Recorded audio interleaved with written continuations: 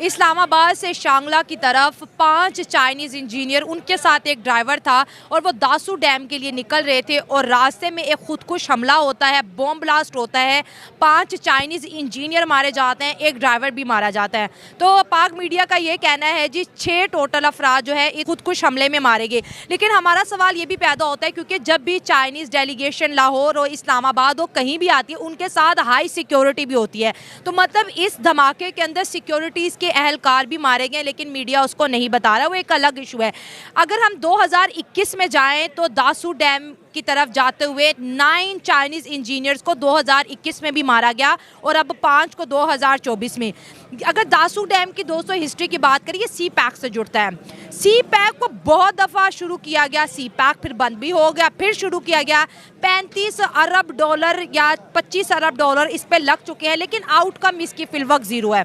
क्या वजूहत है कि चाइना को भी टारगेट किया जा रहा है? चाइना का अगर हम बात करें गवादर पोर्ट, उसको भी टारगेट किया जा रहा है और हर गुजरते दिन के साथ जो चाइनीज़ लोग हैं वो पाकिस्तान की दहशतगर्दी में मर रहे हैं। चाइना का इस पे बड़ा एग्रेसिव किस्म का रिएक्शन आया है। हम बात करेंगे पाकिस्तान के अवाम से, चाइना को भी मार रहे हैं, आर्मी को भी मार रहे हैं, बंदों को भी मार रहे हैं। हो क्या पहली बात तो ये कि आपको पता है, बल्कि पूरी दुनिया इनके जानती है, जो चाइना है वो पाकिस्तान का सबसे अच्छा दोस्त है, ठीक है। और जो सी पैक जो प्रोजेक्ट बन रहा है ना, ये पाकिस्तान के लिए बहुत ही, पाकिस्तान की इकोनॉमी को बूस्ट करेगा ये, ठीक है। तो ये जितने भी एंटी पाकिस्तान है जो चाहते हैं कि पाकिस्तान कभी तरक्की ना करे, ठीक है, पाकिस्तान में कभी डेवलपमेंट हो, पाकिस्तान की इकोनॉमी कभी स्टैंड ना करे, तो वो इस तरह के यानी कि ना ये पूरे चीज़ें मुलविस होती हैं इनके पीछे। पूरी यानी कि ना लॉबी एक बैठी हुई है जो पूरे पाकिस्तान को यानी कि ना इन चीज़ों पे कर रही है। यानी कि ना वो चाह रही है कि पाकिस्तान कभी यानी कि ना चाइना के यानी कि ना पैनल से निकले। हम अमेरिका, इसमें अमेरिका भी बहुत ज़्यादा इन्वॉल्व है, ठीक है। वो अमेरिका कह रही है कि हमारे पैनल से ना निकले, इधर से चाइना कह रही है वो हमारे पैनल ना निकले, और उधर से रशिया भी। यानी कि पूरा पाकिस्तान की किस्मत ऐसी है कि हर कोई यानी कि ना इसके पीछे पड़ा। पाकिस्तान की प्रोग्रेस और डेवलपमेंट के साथ अटैच है।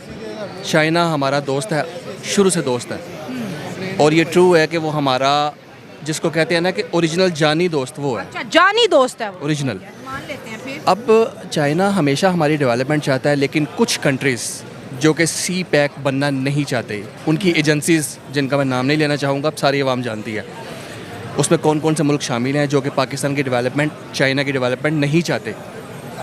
चाइना को ज़रूरत नहीं है पाकिस्तान की, लेकिन पाकिस्तान को चाइना की ज़रूरत है। पाकिस्तान में चाइना के 5 इंजीनियर मारे गए। इसके बाद से जो पाकिस्तान की जो सरकार की चीखें निकल रही है, क्योंकि भाई चाइना जो है वो पाकिस्तान को कुत्ते की तरह मदद करता है। जिस तरह से मालिक अपने कुत्ते को बिस्कुट खिलाता है, उस तरह से चाइना पाकिस्तान को संभाले रखता है।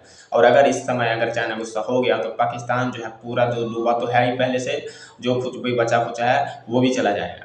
और अब इस पर पाकिस्तान ये कह रहा है कि उसका जो CPEC का जो प्रोजेक्ट है ये दुनिया भंग करना चाह रही है। और CPEC में भाई पहले ही पाकिस्तान लुटा पड़ा है, वो कभी सफल हो नहीं पा रहा है।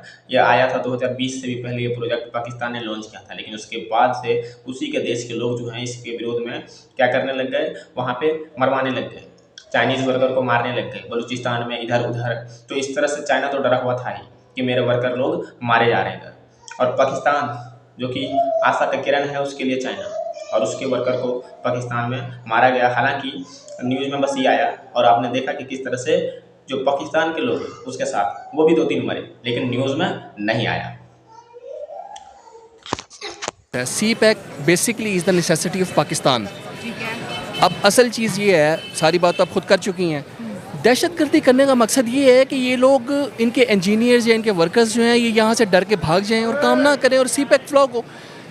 ये एक पहलू आपने बताया, उसके अलावा और बहुत सारे पहलू हैं जिनमें हमारे पॉलिटिशियंस को परचेज़ करना, हमारे ब्यूरोक्रेट्स को ख़रीदना, हमारी इंतज़ामिया को ख़रीदना, ताकि वो लोग भी सी पैक के काम को रुकावट डालें और उस काम को ना होने दें। इसमें सिर्फ आपने जो अमन अमान की बात की है ना, उसके अलावा बहुत सारे पहलू और हैं कि सी पैक किसी तरीके से काम ना करे। अपने पार्ट का जो चाइना ने काम है वो कर लिया, जो डेवलपमेंट या जो इंफ्रास्ट्रक्चर है, जो रोड्स की कंस्ट्रक्शन है, वो अपने तौर पे चाइना कर चुका है। जो पाकिस्तान की साइड है वहाँ पे काम नहीं हो रहा। क्यों? पॉलिटिशियंस पैसे खा जाते हैं, ब्यूरोक्रेट्स पैसे खा जाते हैं। अब पिछले दिनों बलूचिस्तान में 6000 अरब डॉलर का तांबा निकाल के बेच दिया गया है without any knowledge. Hamid Mir साहब का वो टू द पॉइंट है अपना चैनल, आप यूट्यूब पे लिखें हामिद मीर, उस पर क्लियर कट सारी इन्फॉर्मेशन आ जाएगी। उसके बाद वो हामिद मीर साहब ने वो दोबारा प्रोग्राम नहीं किया, और धमकियाँ मिली होंगी डेफिनेटली। अच्छा एनीवे, अब सीन ये है कि वो 6,000 अरब डॉलर, पाकिस्तान का टोटल कर्जा 200 अरब डॉलर है, तो 6,000 अरब डॉलर आपने दे दिया, चाइना को बेच दिया या जिसको भी बेचा, वट एवर। तो असासे तो मुल्क के ही बिके ना। एसेट्स मुल्क के बिक रहे हैं, यही तो बात है सारी। उसके अलावा आप आगे चले जाएँ बलूचिस्तान, अब मज़ीद बातें अगर खुलेंगी तो मौजूदा गवर्नमेंट जिस एजेंडे के तहत आई है उसमें बलूचिस्तान एक अलग से रियासत बनना चाह रहा है। बलूचिस्तान की मूवमेंट भी बड़ी तेज़ हो गई है। BLA बलूचिस्तान लिबरेशन आर्मी दोबारा से उसने सर उठा लिया। बलूचिस्तान एक अलहदा से रियासत बन रही है।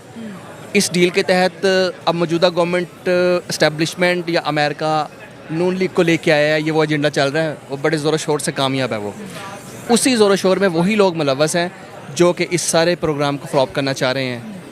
बहुत सारी एजेंसीज़ हैं, you know very well, agencies का नाम लेना मुनासिब नहीं है यहाँ पे। खैर अल्लाह ताला हमारे जो एजेंसी हैं उनको तौफीक दे, हिम्मत दे कि वो उनका मुकाबला कर सकें। CPEC हमारे लिए बहुत इंपॉर्टेंट है। ये छोटे मोटे कर्जे, ये पाकिस्तान की मुश्किलात, महंगाई, ये कुछ नहीं है। सिर्फ हमें एक सिंसियर पॉलिटिशियन, एक लीडर मिल जाए, नॉट पॉलिटिशियन। CPEC के बाद इंडिया में इससे बड़े बड़े प्रोजेक्ट हुए हैं, इससे बड़ी ट्रिपल मालियत के प्रोजेक्ट हुए हैं सर, वो 2.5-3 सालों में कंप्लीट हो जाते हैं। अब उन्होंने इंडिया वो यूरोप और मिडल ईस्ट इकोनॉमिक कॉरिडोर्स को भी लॉन्च किया है, उसके ऊपर भी वो जल्द से जल्द का, हमारा एक प्रोजेक्ट नहीं हो रहा, उन्होंने पूरा का पूरा इंडिया को 5th पोजीशन पे ला के खड़ा कर दिया है। हमसे चाइना को सिक्योरिटी नहीं दी जा रही, तो आप देखिए इन्वेस्टर कहाँ आएगा इस पाकिस्तान में। सिर्फ एक वर्ड है, उनके लीडर्स, पॉलिटिशियंस, ब्यूरोक्रेट्स मुल्क के साथ सिंसियर हैं। अच्छा, अगर 90% उनके सिंसियर हैं, 10% करप्ट हैं, लेकिन यहाँ 10% सिंसियर है और 90% करप्ट हैं। यहाँ पे अफसोस की बात है हमारे मुल्क में, इंडिया और पाकिस्तान में यही फ़र्क है। आप देख लें वहाँ पे, चाइना में तो खैर हज़ारों डैम है ना, इंडिया में 350-400 डैम है टोटल जो उन्होंने बनाया हुआ है। यही दरियाई सिंध है जिसके ऊपर उन्होंने 200-250 डैम बनाया हुआ है, और हमसे एक कालाबाग डैम नहीं बन रहा। दासू डैम, भाषा डैम, बगलियार डैम सब बीच में है, अंडर कंस्ट्रक्शन है, कुछ भी नहीं है। ये सारे CPEC का हिस्सा हैं। CPEC किसी एक सड़क का या किसी एक प्रोजेक्ट का नाम नहीं है, CPEC एक मल्टीपल प्रोजेक्ट्स का नाम है, और उसको फ्लॉप करने के लिए सारी दुनिया एक तरफ हो चुकी है, पाकिस्तान एक तरफ। इसकी इकोनॉमी यानी कि ना होने नहीं देता बूस्ट। और आपको पता है हमारा जो हमसाया ममालिक है इंडिया, वो भी नहीं कभी चाहता कि पाकिस्तान जो है कभी डेवलपमेंट हो, पाकिस्तान की कभी इकोनॉमी यानी कि ना क्या नाम है स्ट्रॉन्ग हो। इंडिया तो चाहता है कि पाकिस्तान डेवलप ना हो, ठीक है, मान लिया एक बात, लेकिन सर हमें भी तो कुछ करना चाहिए ना। अगर इंडिया नहीं चाह रहा तो मतलब हम उसी पॉइंट पे खड़े हैं कि भाई नहीं आगे बढ़ना हमने। पहली बात तो ये कि जो कर्जई होता है ना, वो कुछ नहीं कर सकता, वो मजबूर होता है बहुत ज़्यादा। ठीक है, हम IMF से इतना कर्जा ले चुके हैं कि हम जब भी उनके ऑपोजिट कुछ चलने लगते हैं तो वो अपनी यानी कि ना वो शर्तें निकाल कर बैठ जाता है कि ये देखो, कभी यानी कि वो हमें अपने पैनल से निकल ही नहीं देता।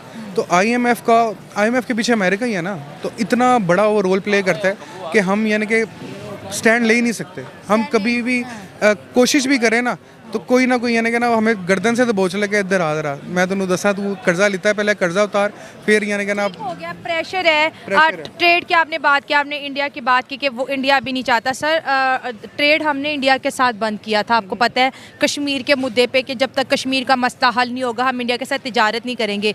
हर मुल्कों के आपस में बॉर्डर पे सर मसले चलते रहते हैं, लेकिन उनकी तिजारत रुकती नहीं है।